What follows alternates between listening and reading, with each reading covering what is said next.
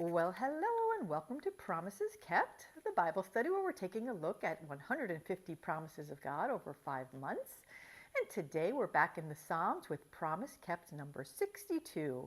And this one is a Psalm of David. We've seen David's writings before in the Psalms, and today is no different. We're going to look at one. And when we look at this one, it's the first two verses of Psalm 41. We really want to look at it from David's point of view because he's speaking real truth in his real life of what God has done for him. So let's look at it that way. But then let's try to dig a little deeper to maybe the spiritual aspect of it, because what it's saying on the surface, I hate to say it, it's not true physically for everybody. It's more of a spiritual promise. So we've seen this before. So let's look at verses 1 and 2 of Psalm 41. Blessed is the one who considers the poor. In the day of trouble, the Lord delivers him. The Lord protects him and keeps him alive. He is called blessed in the land. You do not give him up to the will of his enemies. So we've learned a little bit about David, and we know that he had some trouble. King Saul was trying to kill him, and then his own son was trying to kill him.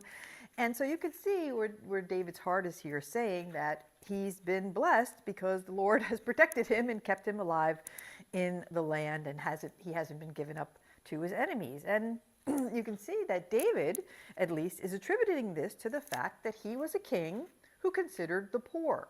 He had a heart of mercy. He was somebody who looked at the oppression of others and tried to help them. So David's mind, he's saying, blessed is the one who considers the poor. In the day of trouble, the Lord delivers him. So you can see that he's putting that out there, that's why he thinks that God has blessed him. Well, that may or may not be true, but this is David's, it's his perspective, and we have to believe him because it's his life.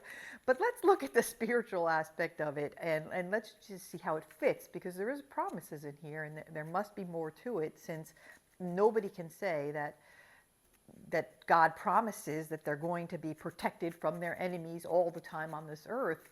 You just can't say that, especially when you know that all of the apostles and some of the early people, even people today, are being martyred for their faith in Jesus. So they're being killed. So they weren't protected from their enemies. They were killed. So we know there's a spiritual aspect. So let's look at the spiritual aspect. Let's start at verse 1 and try to pull it apart. Verse 1 says, blessed is the one who considers the poor. In the day of trouble, the Lord delivers him. So blessed in this way means happy. Happy is the one who considers the poor. Now, we can look at that and say, it's just true. People who are givers, who have that giving spirit, they're happier. Even if you don't know that they're a giver. I mean, most people who are givers, they're givers. But you look at their happy countenance, and you can kind of tell that there's something going on underneath that they're, that's obviously they're happy about. And that's what a giver looks like. They're happy because they've blessed somebody else. They've given to somebody else out of the kindness of their heart. They're not looking for anything in return or any accolade for it. And that gives you this happiness inside that you've done something good. And if we're talking about Christ followers, the good that they've done, sorry about the dog there, the good that they've done is because the Lord has done good to them.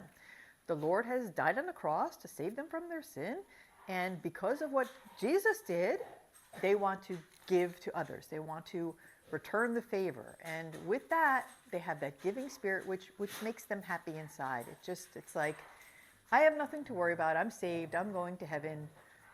So I can give it all away. Why not? And so that's some of it. And then it says, in the day of trouble, the Lord delivers him. Now, the place where I go in my mind is sort of like, obviously it's better to give than to receive. But people who are givers, people who are, just giving in nature, they do receive when they're in trouble. I've seen it time and time again. I've seen it in my own life.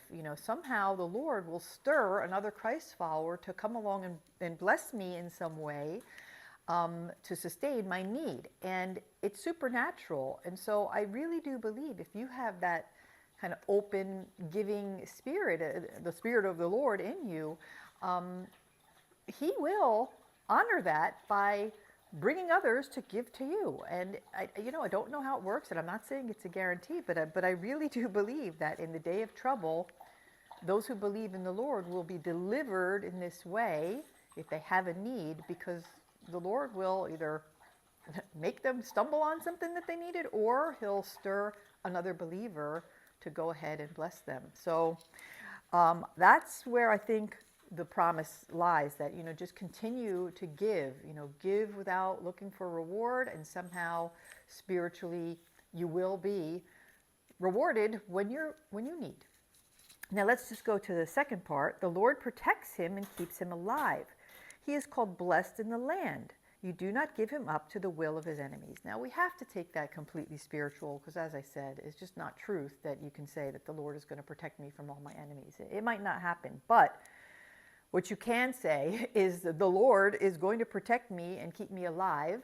He is going to do that in the land, because I'm going to heaven. And this is all kind of predicated, like I said, on that fact that you're a Christ follower, which has been demonstrated by your giving nature. So see how it kind of goes hand in hand? Jesus has given to you, and because you've been blessed by Jesus giving his life for you, you go ahead and you give your time, your talent, you give your wealth, you give to other people, and that's the hallmark of a Christ follower. And with that, a Christ follower will be protected. They're going to be kept alive in the land of heaven forever, because they're a Christ follower. And again, the fruit of being a Christ follower is that giving spirit, that giving without getting back need. And then it just goes on to, you do not give him up to the will of his enemies, right? The devil has no right over your soul anymore.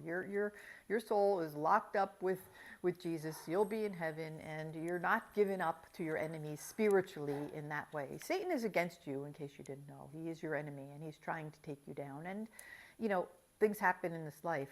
I'm never going to say you're going to have a smooth life because of following Jesus, and it might be at what's happening with Satan. There's some kind of a satanic attack from the outside coming at you, evil people coming your way, who knows? But it doesn't matter. You're still not given over to the enemy, because your soul is going to be in heaven with Jesus forever in the promised land. So that's the spiritual promises in here. And, sometimes it's hard, because you want to take it at face value, and you want to say, God's going to keep me healthy and wealthy and, protect me from everything when you read verses like this. But you just have to look at it for what it's worth. David, physically, that is what he experienced. And it's true. God was the one that really brought David through some pretty major crazy stuff. And he could do that for you too. But yet, in the spiritual way, we would just want to look at this and just see that in the day of our trouble, in the day that when we die, we will be delivered because of Jesus. Without Jesus, we would have been delivered straight to hell. And so that's the most important part of this promise, that Jesus, he's going to bless you by giving you heaven forever and deliver you and protect you from Satan, who wants you dead and in hell. So there you go. All right. I hope this one just makes you smile and gives you a little bit of encouragement today. And I'll see you tomorrow. Bye now.